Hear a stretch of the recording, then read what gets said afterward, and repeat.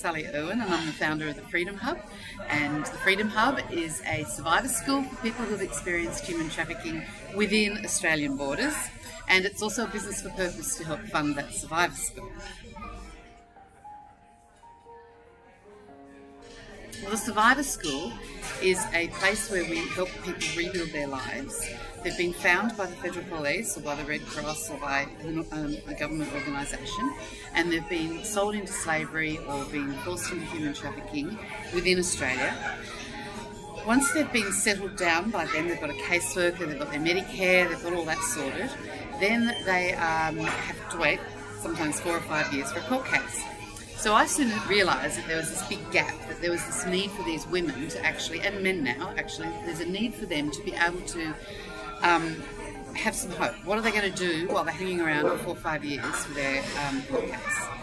Most of them have not handled any money, or they've never had, they've only been in slavery jobs. They don't know that we've got fair award rates here. They don't know our police are not corrupt. They don't know they can come forward and all that sort of stuff. So we really work hard at helping them build their confidence and getting their lives back together so that they can live independently again and be successful.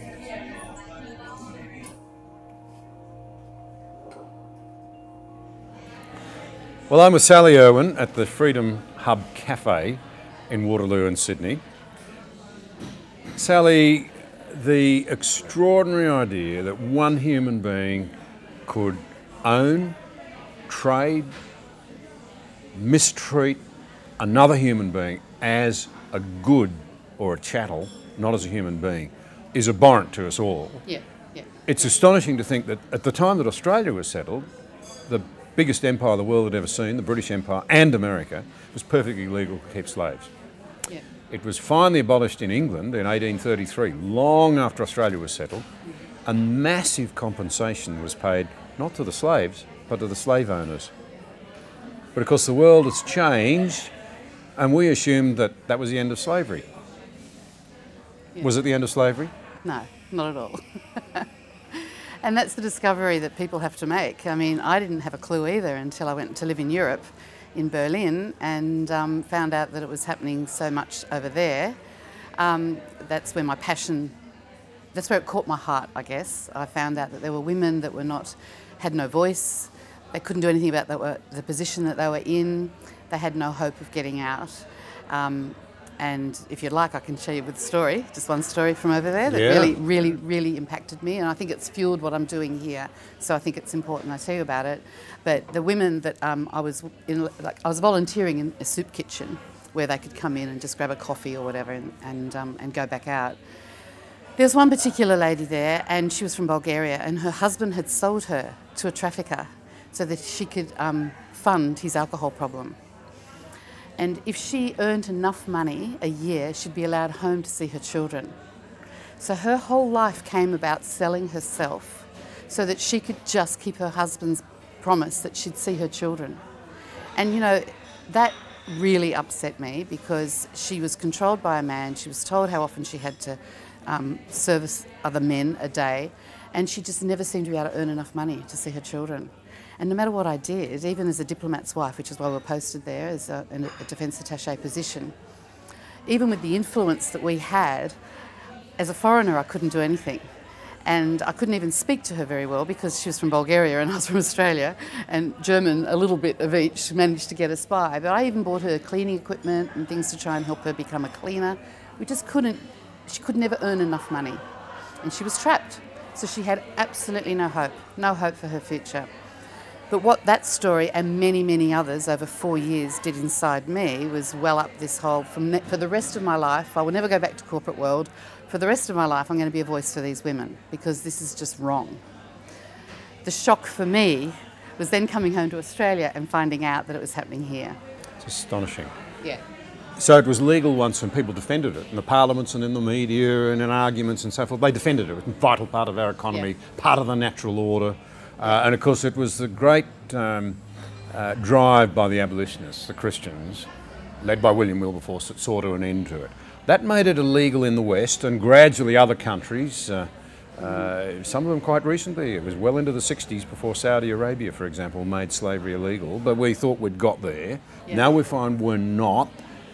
an estimated 48 million slaves around the Yeah. world today, Yeah. 2/3 of them in our region. Yeah, in Asia Pacific. Yes, I know. Yeah, Staggering. it is. It really is. It really Horrendous. is. Yeah. Proportionately, we're told North Korea is the worst offender of all, but India has the largest number, around 20 million. These are horrific figures. Yeah. But tell us about Australia. What should we know about our own country? Well, I think what we need to know about our own country is that a lot of people won't come forward, because the tricks of the traffickers is, of course, that they will let the person think that they're either going to go to jail if they come forward, or they're going to get kicked out of our country if they come forward, or they'll be beaten more, or there's all the physical abuse, but most of it is actually psychological, a lot of the controlling that the traffickers do. So while the official figures, like about 4,300 or so, the Global Slavery Index, most of us believe there's an awful lot more.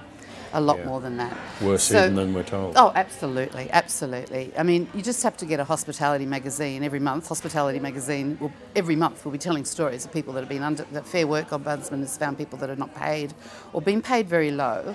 I know very low pay can appear as extortion, exploitation. But the main difference with exploitation is they can walk out the door. Okay, I'm going to accept $10 an hour, but I can go at any time. It moves into a trafficking or a slavery offence once they're being controlled and told that there's a fear factor preventing them from leaving, or a debt bondage, or a physical abuse, or passports being taken off them and lies are being told. That's when it starts to become slavery. And it's everywhere. I guess because we're on the ground and we're sort of doing what we do, we hear more stories.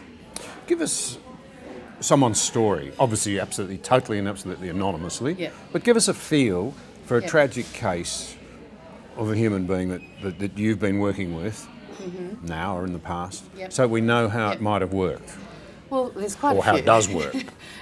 It works in many ways. I mean, obviously, some of them are students, so they've come and they're looking to improve their skills, and then they're looking for work and they end up in the wrong place. And then there's people that have been forced into marriage. So there's many, many, many avenues. But one story before I actually started the Freedom Hub that really impacted me quite powerfully was a particular girl who was it's very hard to tell the stories without giving too much identity, but this particular girl had been a hospitality manager in a big hotel in her home country and had 60 or 70 staff. So that's an executive, really, in our country. That's a big position. Came here to really learn more about Western culture and more about helping Westerners in her country. And ended up the money running out that she thought she could live on here, and because Sydney is so expensive, and went looking for work and found work within her own culture. And of course that was an abusive situation where they didn't pay her, they told her all kinds of lies. And I met her through the Salvation Army Safe House because I was volunteering there for a while, and I just watched this girl deteriorate from what was a strong woman, I guess, having had something terrible happen to her, become more and more anorexic, not eating, starting to take depression medication, and really by the end of it she was just staying in her pyjamas all day and not leaving her room. And as a woman who's grown up in North Shore Sydney, you know, like the fact that someone can just give up on life like that is just not on in my country, you know. And it really was another story that drove me to say, we've got to do something in the aftercare. Like, it's fabulous what the government's doing with the rescue and the helping them with their visas and Medicare and all that, which the Red Cross and Salvation Army and those organisations do. But they've got to wait 4 years, sometimes 5 years, for their court case. There's no funded aftercare, so the Freedom Hub was built. 4 to 5 years Yes. for a court case? Yes, yes. And I watched this girl just go down and down and down in 2 years. 4 to 5 years? Yep. Our court systems are a little behind. I knew that, but for this, Yeah. I didn't realise in Yep. this situation, Yep. that's long enough for people's lives to be destroyed. Well, yeah. So the Freedom Hub was really birthed out of that, because we're trying to help them say, okay, now let's help you get your mental health right, your physical health right. Let's help you get back to work in a job. The minute you've got a job, you've got self-esteem, you can start living independently, your life can begin again. So our whole goal is to have them living independently and successful within a year. So we have a survivor school. Yeah. So once they've settled a bit with the government's, with the Red Cross have given them their caseworkers and they've got their visas sorted and they sort of stop and realise, okay, now I'm ready to start doing something, they get referred to us. So they'll be referred to us through the Salvation Army, the Red Cross, UTS, and we actually are getting more known, so we're starting to get our own direct referrals, and we're even getting a few youth organisations referring the child brides, the forced marriage girls, to us now. So we'll take them in and we really sit down, and our whole mission statement is that we help rebuild their lives so that they can live independently and successfully. The word help's key for me because a lot of people will take on victims as people that they've got to tell how to do things and what to do. We take them in and say, look, what do you want to do? And help them come up with their own goals and their own, what would they like to do with what they can do. So some of them have got work rights and study rights, some have got neither rights. So we've got to work out what they're allowed to do and then set goals. It may be as simple as getting their English better. Some of them might even just want to work in a shop. Others have got big ambitions. They've been teachers in their own country or they've been lawyers in their own country, and they'll say, well, I want to be a lawyer again, or I want to be a dentist again, or I want to be, So we will actually set big goals for them and try and get them into TAFE and get them certified, with the certificate 3 or 4. And so we have classes broken up into streams. Personal skills are really the ones to help them get over there, get their confidence back and get, personal skills. It's a fun way of just getting to trust us again. Remember, all trust has been broken. They don't know who to trust. So the personal courses are fun. They're makeup and hair and that sort of thing. How to go shopping, how to get a bus in Sydney, how to buy an ice cream at Coogee Beach. We then move into more life skills where we start to teach them to budget, set goals for rent, how to turn on a computer. Some don't even know how to turn on laptops. Learn how to... I'm not sure I do. Okay. I grew up in... Anyway, we won't go there. Yeah, so we've got all the life skills. Perhaps I better come to a class. Yes. Yeah. Even admin, just, I've got friends that'll have them in the office and teach them how to do photocopying on a photocopy machine and all that sort of stuff. So basic life skills. We'll take them to a post office, teach them how to post a letter, just all that sort of basic stuff for living in Australia. And then eventually we get to work-ready skills. And that's when we start to have IT classes, and we have very intensive classes that are specifically gearing them for whatever it is that they want to do at TAFE, if we can get them into TAFE. On top of all that, I have got lots of fabulous partnered business partners that we've screened and we trust, who will take them in for paid work experience to help them get Australian references and Australian experience. And most of them, to be honest, end up employing them full-time. So we have employment pathways. So another example will be a story of an Indian woman that had teaching experience and wanted to keep working with childcare. So we have an agreement with a childcare company, early childhood centre, and we ended up getting her through TAFE. It's $6,000 to get one to TAFE because there's no, they don't get bus allowance, commission, all that concessions. We've got to fundraise for everything. So getting them into TAFE's a big deal. And then she got her certificate. She's now on doing her diploma, and she's teaching in a childcare. So we've got 8 alumni at the moment, which is really exciting because we've only been going for 3 years. So it's lovely to have 8 alumni. We had to get out a computer and show them what the word alumni means. But we make a big deal of it because for them it's exciting that they're alumni of anything. They love their certificates, and it really gives them hope. I really do admire the many Australians who are doing incredible work here. You're one of them, and the people working with you are. The Forest Family have done a brilliant job, I think, in highlighting this at the level of the region. It's extraordinary now that they are behind a major push to have legislation modelled on the English idea of chain of responsibility, so that a business that's selling goods or services in a country like ours that knows or should know that slave labour has been involved in the production of the goods or services that they're selling should check it out and stop it. Yes, yeah.